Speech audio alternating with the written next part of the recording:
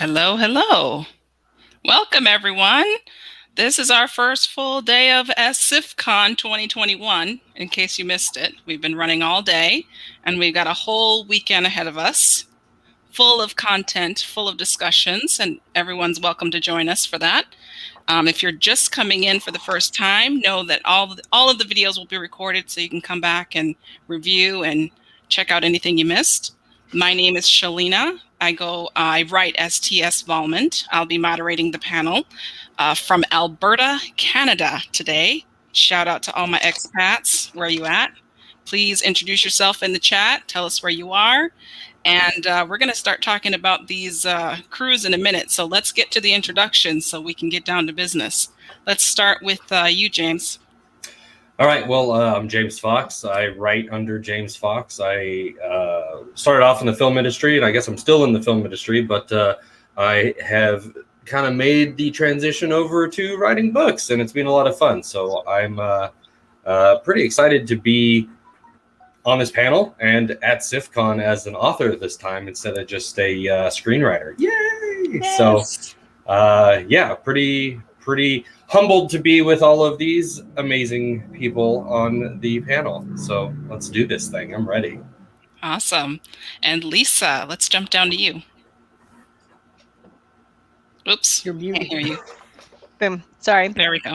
Hi, I'm Lisa Richman. I write as LL Richman. I've written 15 books in 2 universes that cross 4 different series, and I write sci-fi thrillers. So, awesome. Me. And SJ? Hi, I'm SJ Schauer. I'm the author, creator of the Spiral War Saga series that James and Amy through Dawn Runner have recently acquired and will be relaunching this fall. Very much looking forward to that. Aerospace engineer by training and very busy dad by night. Wow. Sounds like a lot. Awesome. Thanks, SJ. And let's go to you, Terry, last but certainly not least. I'm Terry Mixon. I write science fiction. I've written 20 some odd books and co-authored another 5. And I used to work for NASA for 16 years, and now I'm a full-time writer. Excellent. Excellent. Well, I don't have a set order for this discussion, so you might want to keep your mics open if you want to jump in at any time. This might get heated. It might get excited. I'm just gonna let you know right up front. So, starting off, your absolute favorite crew of all time. Go. Whoever's ready. I'm going to go old school and go back to Doc Savage in the pulp era. He had his fabulous 5. He had Ham and Monk and Rennie and John, Long John. They were all scientists and two-fisted fighters. That's the kind of era that it was. And they were perfect for adventure. And I loved them as a team when I was learning to read as a teenager because they were all so physically different. They were all so behaviorally different. It really stood out to me how they contrasted and complemented each other working with Doc Savage as a team and how it took all of them to make his adventures come to life.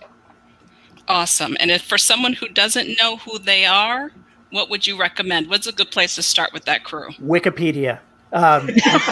This is something that I'm sorry, but this was written back in the 20s and 30s. So you can still find it printed out. You can find reprints of them. They're still out there. Library. But if you want to learn something, go look on Wikipedia first, and you'll find out what Doc Savage is about. That's awesome. The original pulp adventure stuff. If you haven't read it, you should. Even though it's very dated at this point in time, you'll still learn something. I was going to ask if it holds up, but yeah, okay, no sort of, not really. All right, that's okay. I'm going to go the opposite end of the spectrum in terms of timelines. Take us there, SJ. I would say one of my favorite, and this is probably my favorite crew, would be the crew of the SSV Normandy from the Mass Effect series. They kind of encompass all those different aspects of characters in a big group, a big diverse group that shouldn't work together but really do. And that's one of the reasons that I very much like them. You've got your big bruisers down to your snarky Joker.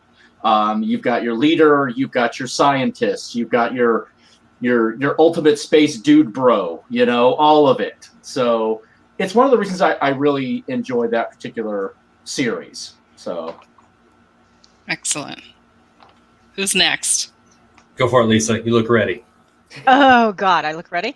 I was thinking about that was a really difficult question, and I thought I would answer it by talking about a class of crew instead of a particular crew.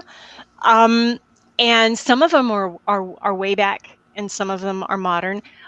It's the crew that has animals in it,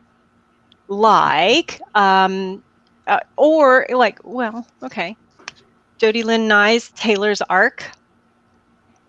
That's an old one. Tells the Emberdawn is really, really, really old, by James Schmidt. For Love of Mother Not, have you guys ever seen Flinks and Pip? And then, probably one of my favorites is Honor Harrington and the Tree Cats. Yeah. So I think adding animals into it's a lot of fun.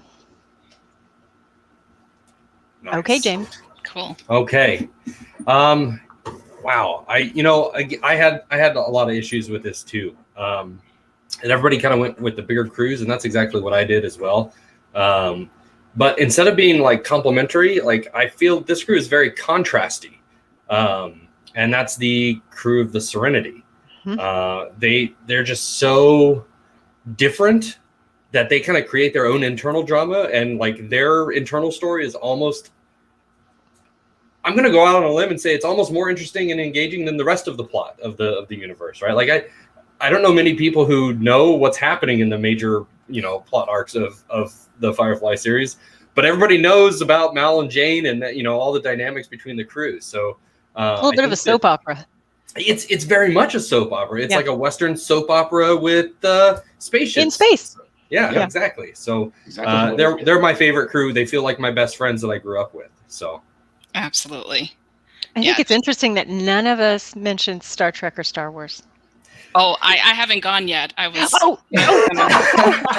Good job. You just stole her thunder. I was going to say, no, I'm just kidding. I wasn't going to say those because I feel like Star Trek, as a person who grew up watching the originals and watching all the series that came after, I feel like it's such a part of my history and my life that it's like pointing them out is like, well, that's obvious to me. Like, yeah, of course. I was enthralled that, watching Star Trek Next Generation, there was a kid on the bridge who's my age. There's a Black woman in the bar and she's got abilities. Like, I was all for it. Like, that wasn't even a question for me. But when I thought about crews in a sense of, I automatically went to Serenity, automatically went to the Firefly crew because I thought of teams that don't look like they belong together, which also brought me to Guardians. Guardians of the Galaxy is another amazing group. Shouldn't work. It shouldn't work at all, but it works. Like I watch them. I could watch them on a TV show. I can watch another movie. I don't really care what the plot's about. I'm kind of like James. It's like I'm into the people. I'm into the dynamic. Everyone needs a Groot. Yes. Yeah. Absolutely. Absolutely. A Groot that's one word encompassing every single thing. I am Groot. I am Groot. It's like, yes. And you start to get it. Like by the end, you're like, I know exactly what's going on here. So Guardians to me, that's. I'm sorry. Yeah. Go ahead, Terry. Guardians of the Galaxy is almost as chaotic as the Avengers when they finally come together. Yes. All the heroes trying to form a team of themselves. Yeah, you get that real dynamic of I'm the hero of my own story and everybody else here is just my background. Like you feel that each time they take center. And ensemble. I love They're that. An ensemble cast. I love that kind of vibe. Yeah. I was going to do the Millennium Falcon and the Han Solo, Chewbacca. I mean, like that's such an iconic crew. But like what can you say about them? They're perfect for each other. Like it just It's that cockpit romance that you want to see more of all the time. Same with Din Djarin and yes, Grogu. Exactly.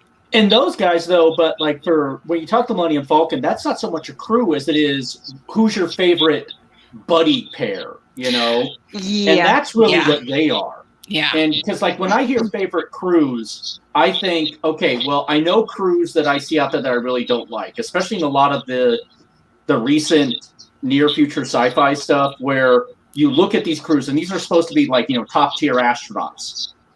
And they're all just a complete mess. And you're like, no. That's not what near future space is going to be. Yeah. These are going to be the people at the top of their game. There's going to be issues. There's going to be interpersonal conflicts, of course. But you're not going to have the recovering alcoholic and the lady who left her kids behind and, the Gee, guy. I wonder what show you're talking about. I can't imagine. I can't imagine. All of them lately have been that. I can't watch them. Yeah. But, but by comparison, when you're talking like the far future, that really gives you a chance to throw together your misfit crews. It's like, okay, we started out with the best and half the crew died. And now we have to take anybody we can get our hands on who has the skill sets we need. And then you're going to get these interpersonal conflicts that are very interesting to watch or participate in, depending on the media that you're working with. Yeah, exactly. That's what I thought Star Trek Voyager was going to be when they started off and killed off half of the crew. Yes. I thought there was going to be a lot more conflict involved in that series. I felt like it was a lot of conflict, but it wasn't that kind of conflict. It was a different kind of external kind of conflict pressure. But I felt like the couple times that they could have gone there, they pulled back. I don't know why, but it felt like they were holding back from that kind of internal fight. Oh, still a Roddenberry thing. Maybe. And I would totally agree with that. I mean, that was post Roddenberry, if I remember correctly. Yeah, but I think the influence was still there.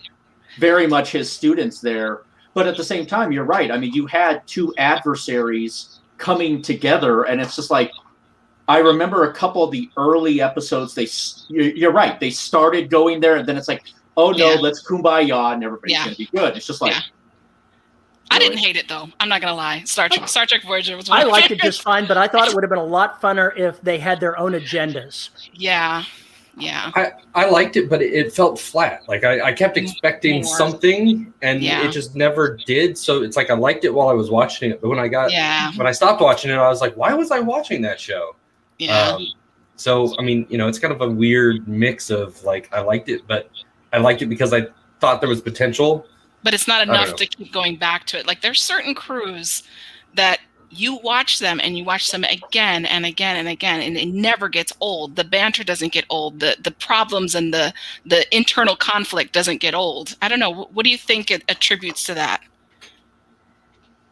They obviously connect emotionally with the viewer. They find a way to latch on to your interest by appealing to you as a person. That's how the most endearing of them grab us and keep us. Yeah, relatability. I mean, for the crew, the Serenity, for me, it was that scene where Mal's storming up the ramp, and somebody's held hostage, and they start to do like the villain speech, and he just shoots him and keeps walking, like he never even breaks stride. I was like, oh my god, it's me in the future. I from then on, I cared, but I think also there's that flip side too. There's the struggles that they face and the conflict with the other crew members where. When he has his conflicts with Jane and we think Jane's maybe, against him, you feel it. Like you're there with his struggle, There's an organicness to it. And you can compare that to The Mandalorians as the story arc continued through the end of season 2. You saw this crew start to come together and they gelled in the last few episodes. And it was very, very natural and very organic to the point where there weren't any real, agendas that were being pushed or anything. I remember seeing that one final scene where I realized for the first time, oh my gosh, every single person in that shot is a woman.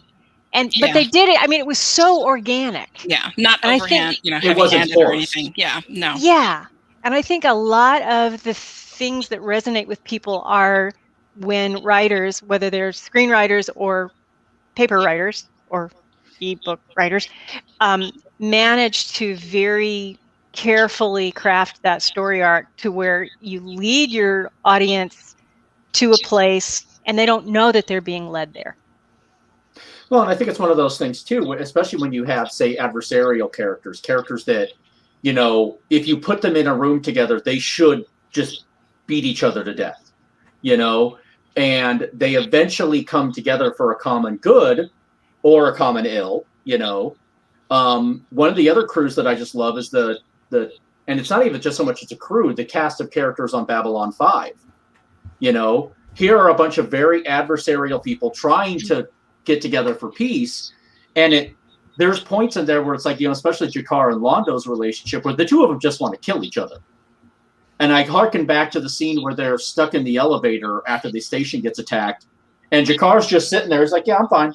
And Londo's trapped. He's like, well, you have to save. He's like, no, I don't. If I kill you, your people are going to kill, as punishment, are going to kill 1,000 of mine. But I could just sit here and watch you die.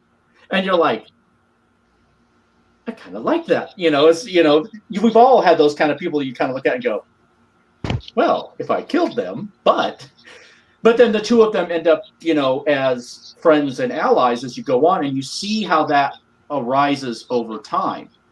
And I think that's one of the reasons why I didn't pick a Star Trek crew, is because there very rarely was that conflict amongst the crew of, I really don't want to be on the bridge with you. I really don't want to be working with you. I was going to ask that if you preferred that dynamic of conflict in the beginning, or the gel that becomes unglued by some other. Right, and it can go either way. It can be, hey, we're really good friends right now, but now something has come up, something organically comes up that now we're no longer friends, If you want to look at a team that's opposite of that, you can look at Stargate Universe, where there's a bunch of despicable people trapped in a place, and they're always at each other's backs one way or another. Yeah. Mm-hmm. Yeah, well, Battlestar Galactica, the new one is like that too, where it's like everybody's turning on each other every other episode, and they might be friends this episode, but 2 episodes from now they're going to be practically killing each other. But it feels real in the moment, like it feels organic that they would have. Yeah, and the reason why they're flip flopping is organic and real. It's not just like, okay, here's plot contrivance A, now you have to be a bad guy. It's like, well, that doesn't make any sense for my character. Okay, well, here's this why. Oh, well, that makes sense now.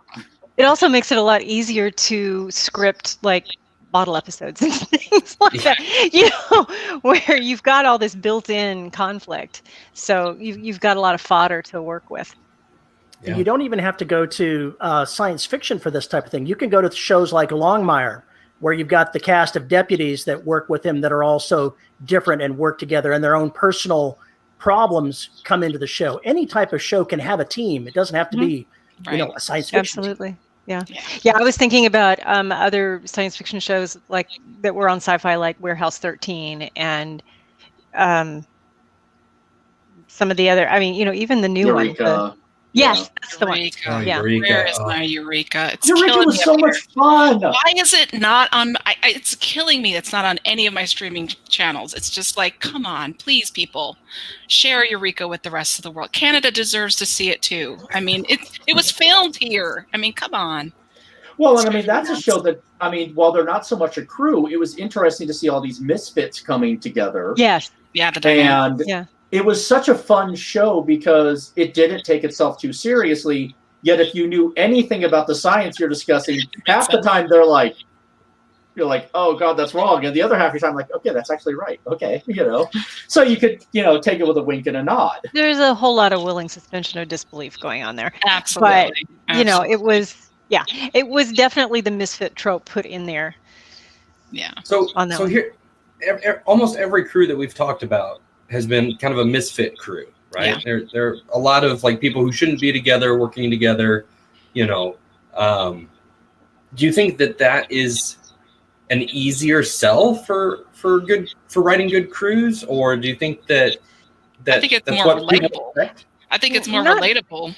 If everyone's perfect, or if everybody seems to just get along, it's like you start to wait. You're waiting for something else to happen, and it starts to pull you out. But if they're misfit kind of from the start, I feel like, oh yeah, I really, really well with this particular character, so I want to see how their reaction to that little rodent would be, or this is my reaction to what this cocky guy would be, and I need to. I'm looking for myself or looking for those reactions, and I think that keeps me engaged. Yeah, I think there's a difference between misfit and throwing people together in a situation, because there are a lot of like Jack Campbell's Lost Fleet series where this guy shows up from this cryopod 100 years and he's thrown in. So the whole trope of being thrown into a situation of unusual circumstances and you have to react to it.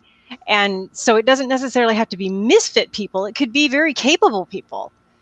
And then you have that same exact thing, Shelina, where you've got all the conflict and the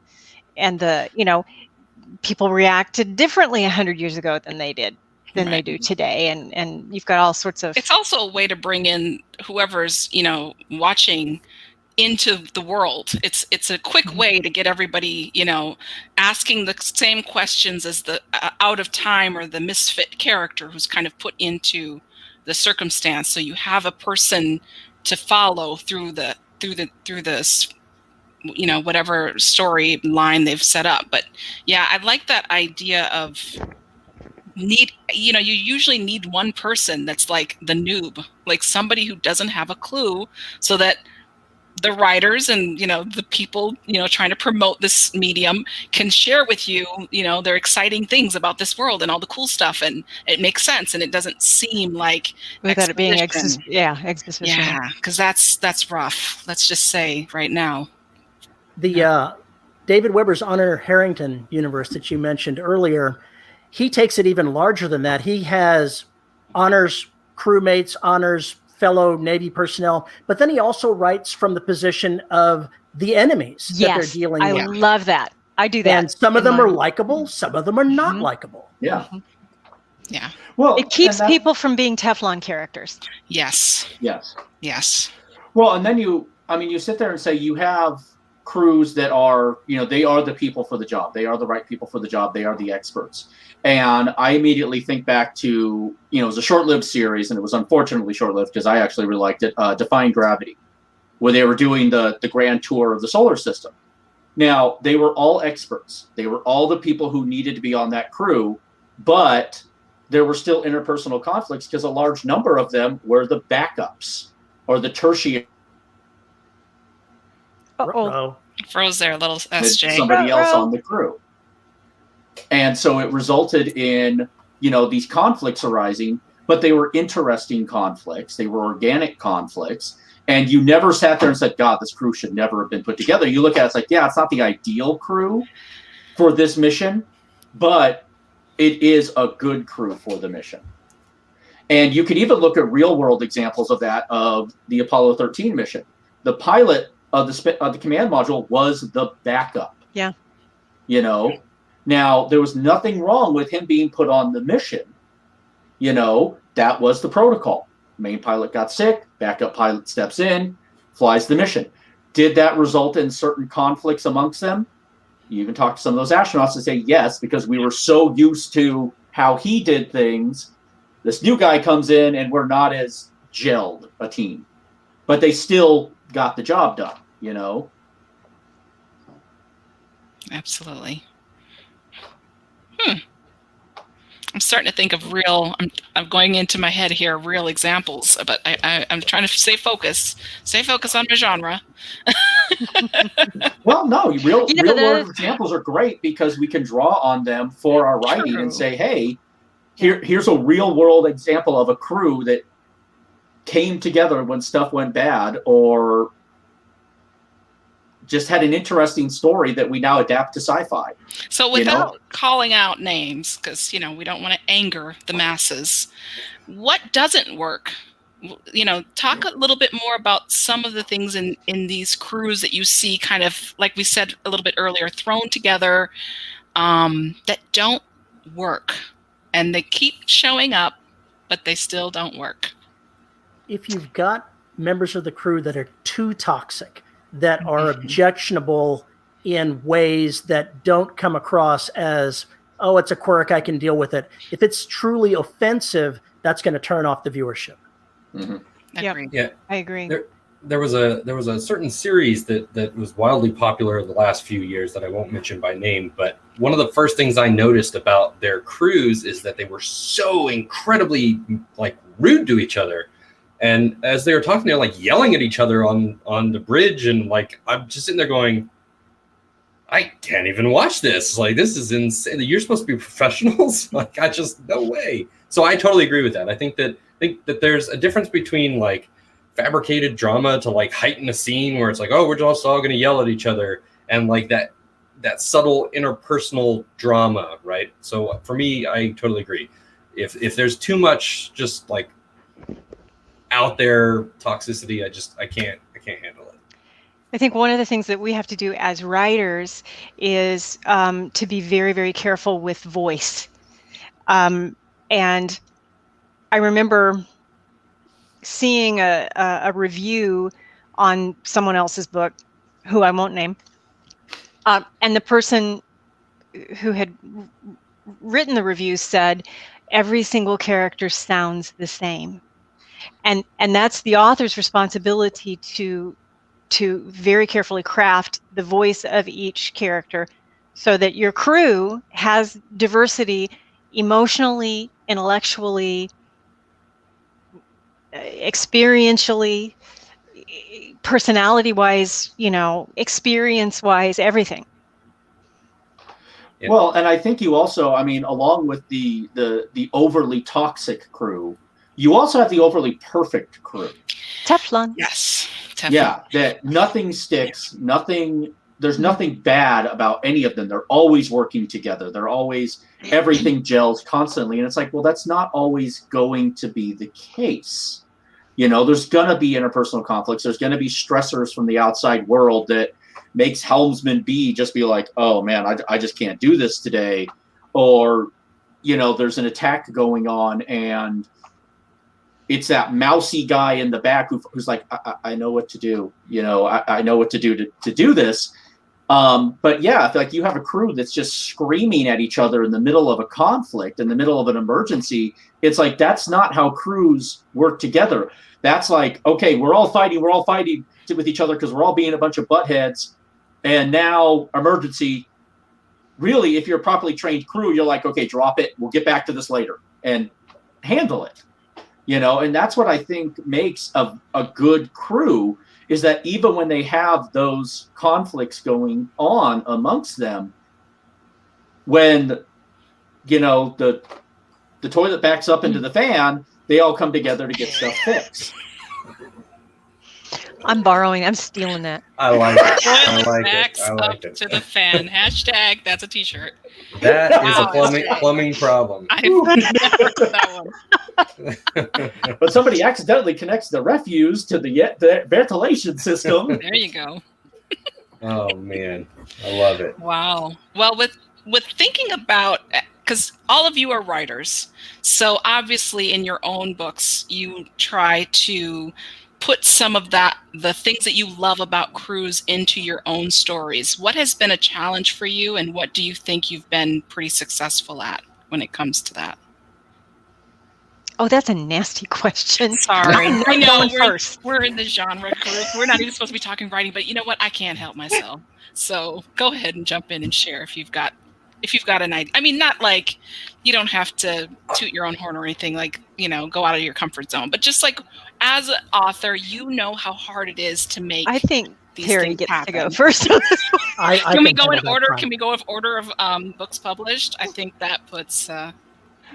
The way that I try to make it for each character is I try to give them their own goals.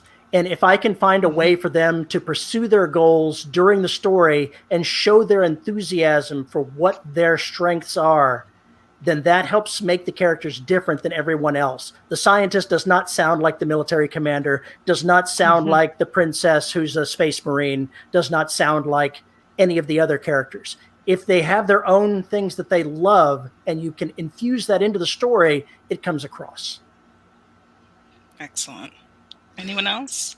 I know, especially in my early books, when the command structure of the team had not been established yet, and because they were trainees, they were cadets at the beginning.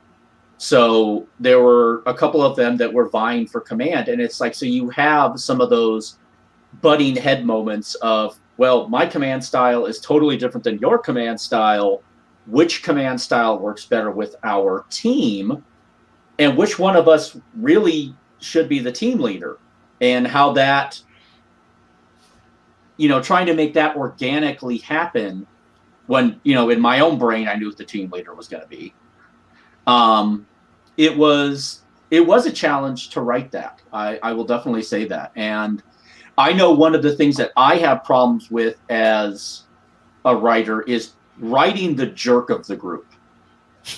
I hate to say it, I'm a nice guy. So trying to write just an absolute jerk is hard, especially if you're trying to make the lovable jerk of the group.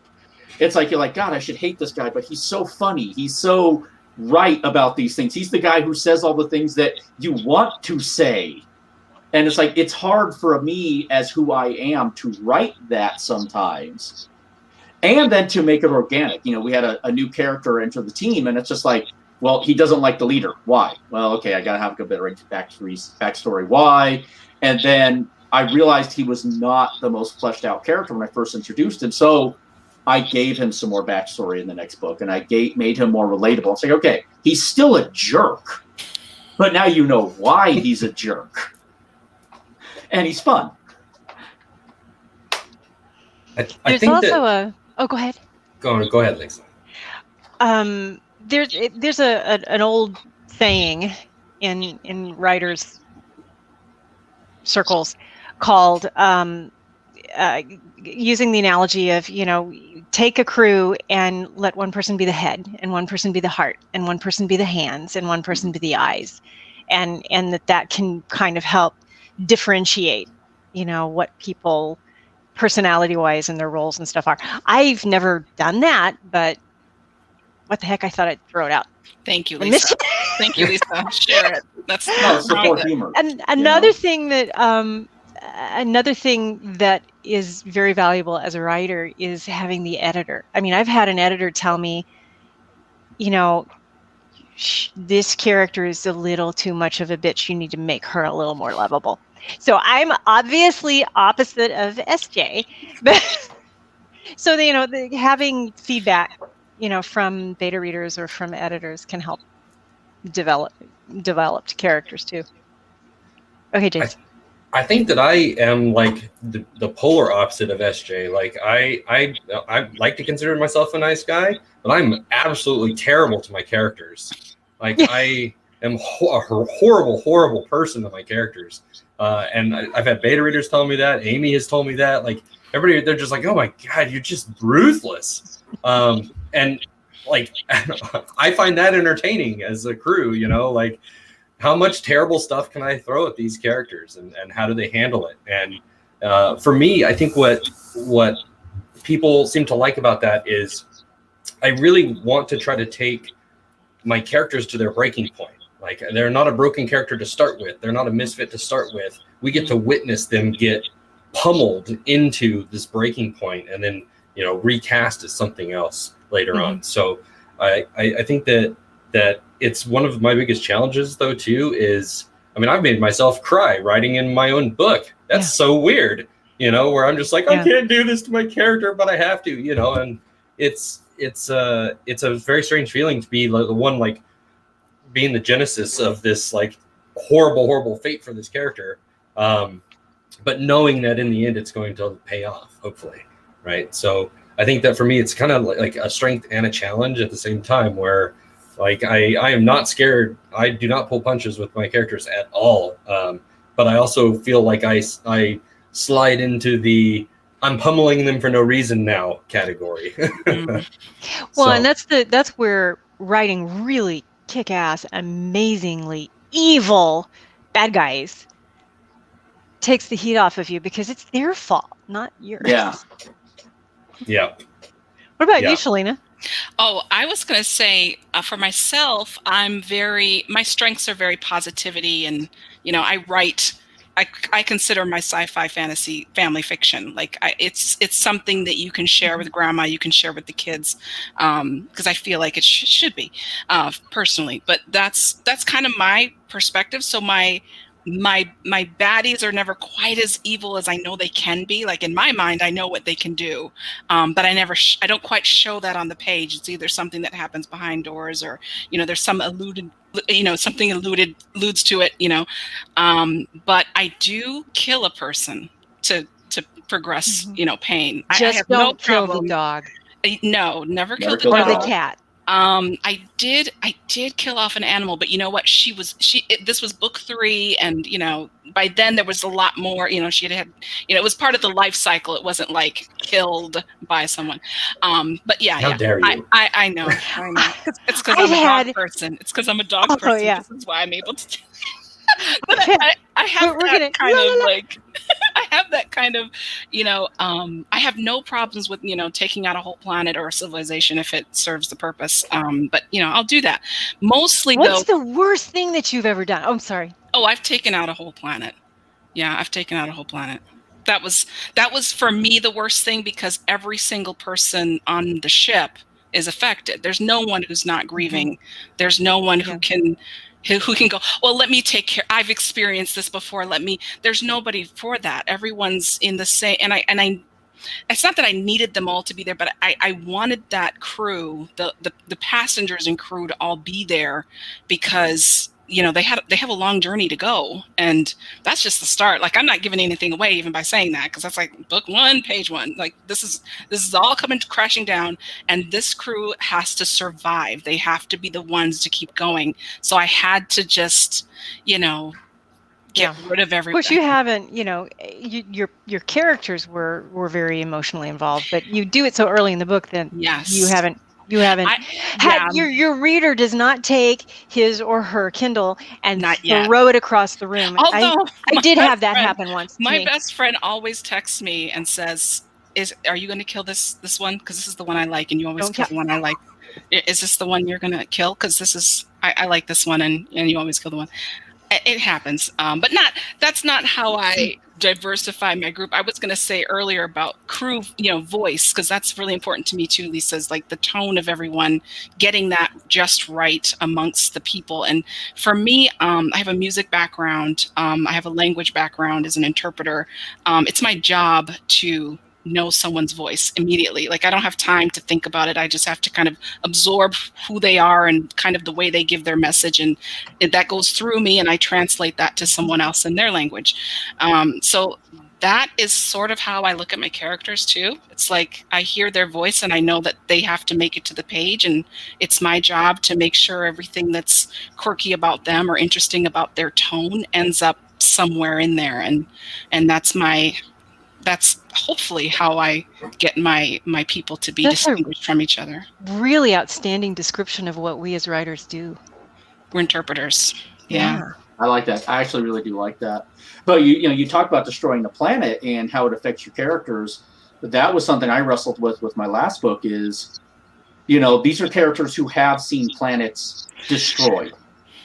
And, when they see this much smaller scale destruction, how is it affecting them, and how can they just look at that and go, oh, well, are they jaded? How is it still affecting them?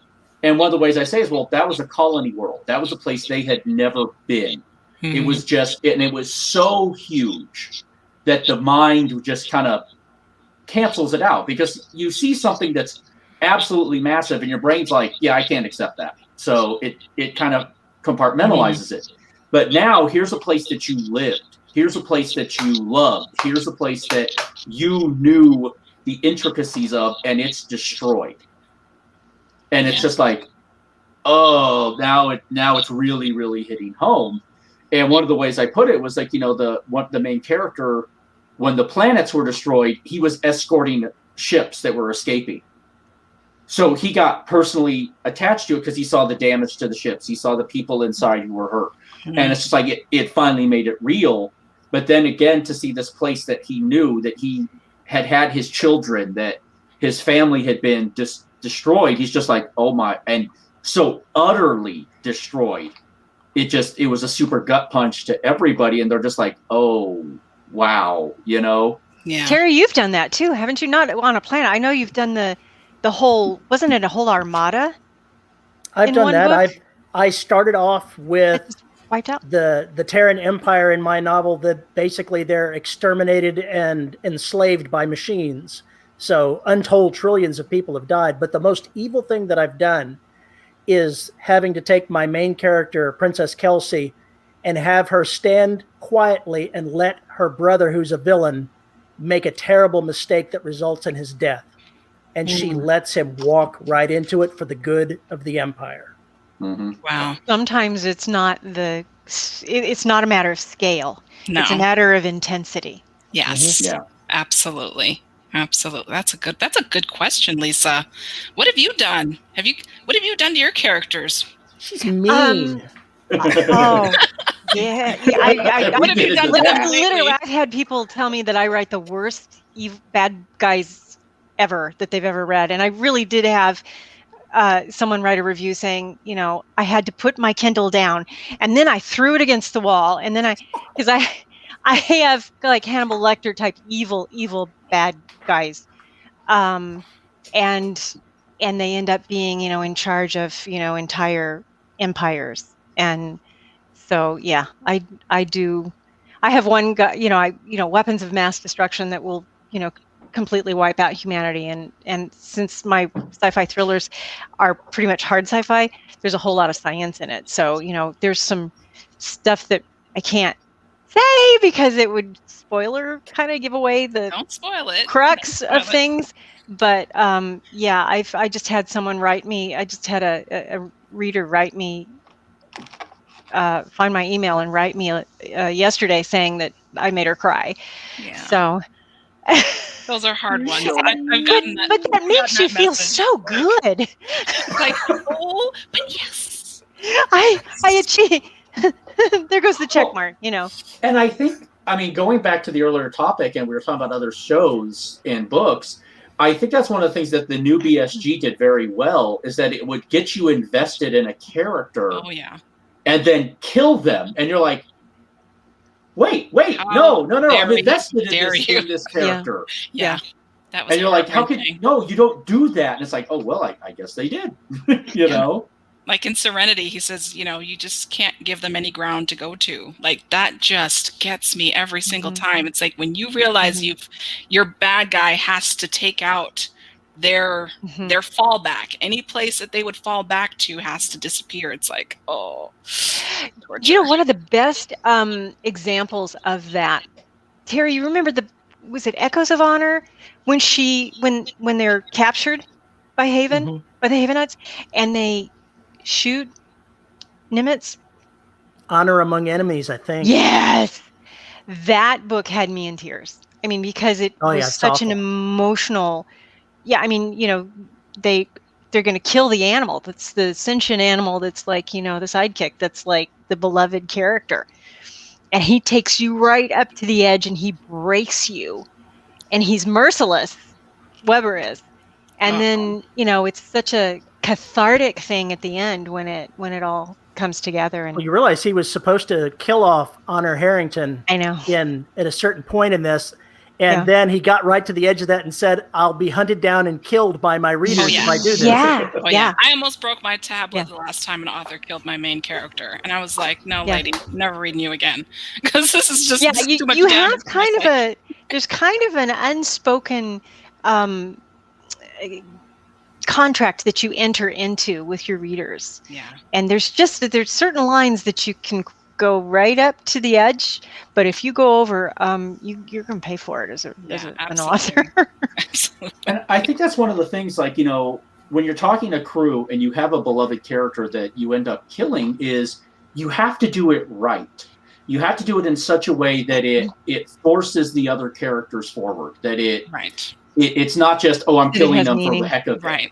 I mean, I know the first character death that really hit me, and I was a kid, I will admit this, was in Macross, Robotech for American audiences, when they kill Roy Fokker.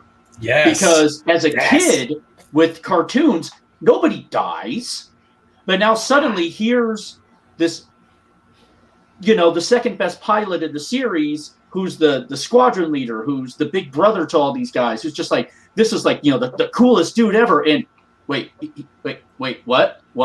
And as a kid, and even now as an adult, I still watch that and I'm like, oh God. Yes. And then it's not even just that, okay, we're going to kill him. Now here's this other squadron member who you've gotten to know and you've gotten to like, and now he's dead. You're just kind of like, how, why? And in the later series, when characters die and they, especially in the later Macross Frontier series, they set things up like it's going to happen. You're just like, oh God, no, don't kill him. Don't kill him. Oh, they survived. And then, wait, you killed him? It's like, no. We want them to live forever, don't we? All of our favorites can never die. And that's why Serenity will always have a special but also hated place in my heart. Before we finish, let's go around one more time. Everybody say, I don't know, something about your favorite crew, and tell us about what you are, where we can find you out in the cyber world, because we know this is not potentially your only panel. We will probably see you again this weekend, but let the people watching know where they can find you. Let's start with you, James. All right. Well, the easiest place to find me is my website. That's thejamesfox.com. I'm also on all the socials, usually James B. Fox Official. Just published and released the co-author book with A.K. Duboff, which I'm very excited about. Also very dark, so don't let grandma read it. Then I've got my book series, The Soul Saga, which I actually have this time. Yay. Yes. It's not in focus, but whatever. There it is. You can find it. Just very excited for this weekend. I've taken so many notes, my hand hurts. So let's keep going. Yay. And Terry, let's get you. I know you have to go soon, so I want to give you a chance to get a break. Go ahead, Terry. If you haven't read Doc Savage, go hunt it up and read it, because you need some old-fashioned pulp in your life. You can find me on Amazon. I wrote the Empire of Bones series and the Imperial Marine Saga. Either one of those are really great series to read, I think, obviously. So please go out and check me out. Yay. And Lisa. You can find me on Amazon as LL Richman. You can find me at biogenesiswar.com. That's the Biogenesis War universe that I write. I'm on all the social, facebook.com/LL Richman. I'm just going to be different and say, one of my favorite crews, Apollo 13, because they did it. And the mission control team. Awesome.